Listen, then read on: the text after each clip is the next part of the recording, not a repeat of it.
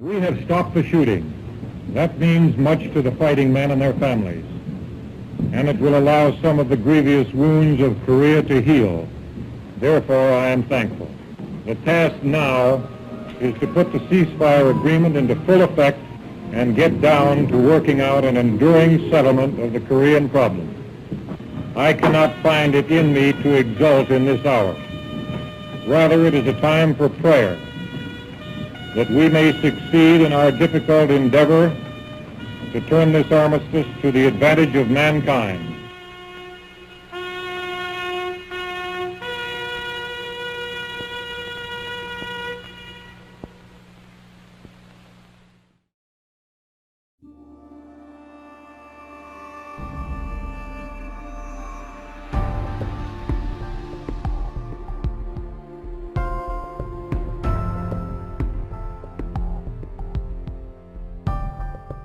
You know, there's a large number that are missing from Korea. There's about 8,000.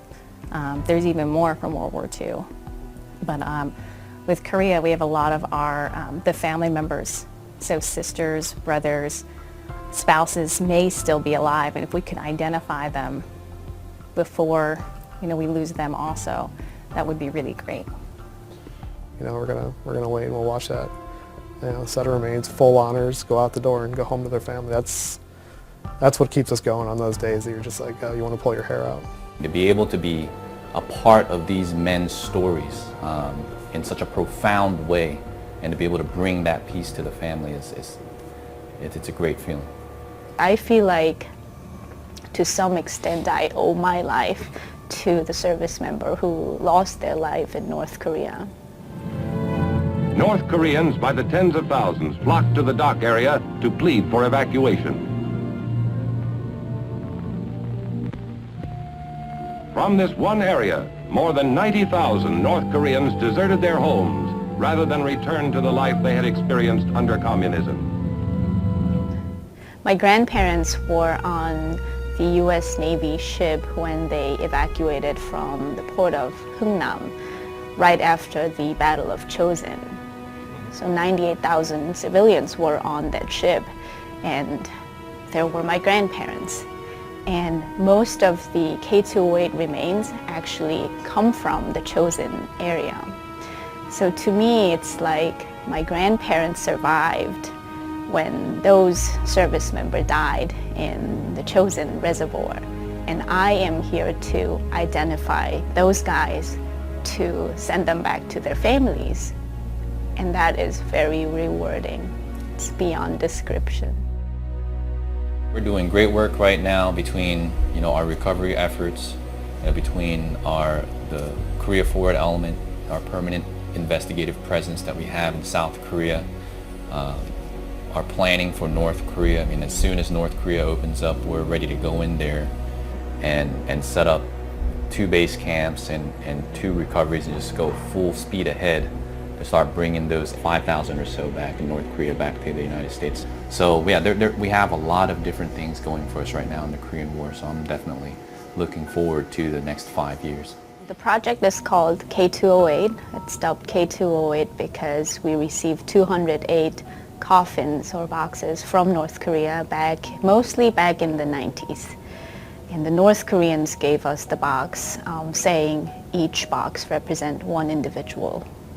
And that's what we're trying to identify.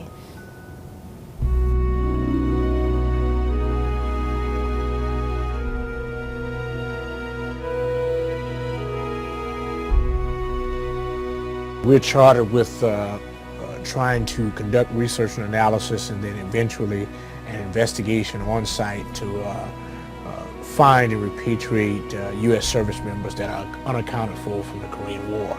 It's a very kind of scientific and a very intuitive process as well. Like if you got a collection of data that says, okay, well, based on this data, it looks like this individual is stuck on this hill somewhere. There's a preponderance of evidence, historical data and literature that says that it's probably a 75% chance that he's here. Or back to the science, you plot them all on the map and it says, hey, we've got a cluster of individuals, so common sense says, hey, let's go to that cluster.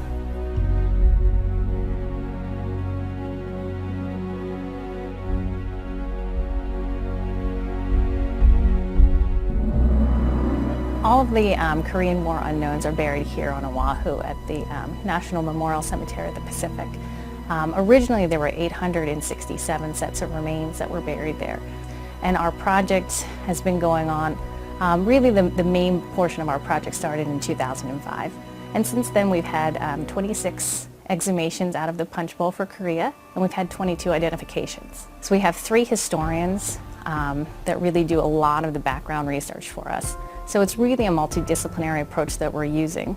It's a little bit different in that, these are remains that have been looked at previously and have gone through an extensive process back in the 50s of trying to identify who these individuals were, and they were deemed that they were unidentifiable and then buried with military honors at the punch bowl here. We are starting to work up lists that give us an idea of who they could possibly be.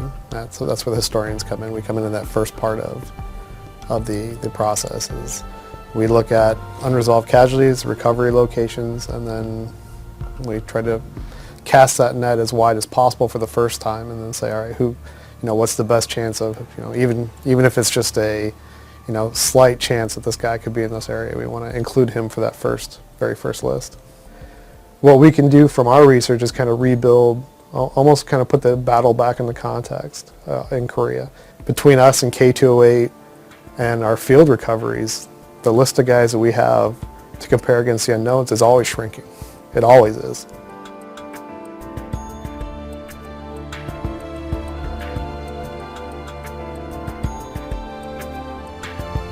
Eventually, North Korea is going to allow us back in. And right now, things are on a hold, but as soon as that floodgate opens, we'll be seeing more. We'll be seeing more Americans coming home. We really need more photographs of our unresolved cases. So anyone that could send in particularly smiling photographs of soldiers, Marines, airmen, that would be great. And then if they have any medical records that may not be in their military record, to make copies of and send in, that would help us greatly also. K208 is identifying many service members, and that's thanks to the family who donated their family reference samples. Because the more family reference samples we have, the better chance we have to identify a service member.